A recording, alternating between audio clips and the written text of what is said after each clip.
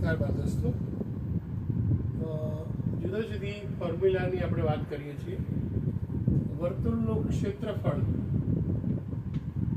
પાઈ R વર્ગ, વર્તુળનો પરિઘ એટલે કે સરકમફરન્સ 2 પાઈ આર, લઘુચાપની લંબાઈ પાઈ આર થીટા અપોન 180, લઘુ વૃત્તાંશનું ક્ષેત્રફળ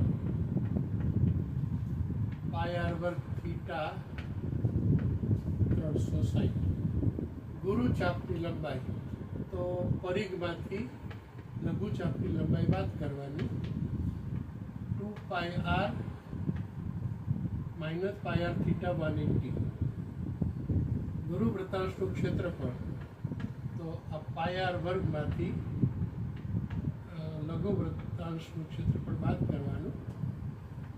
એટલે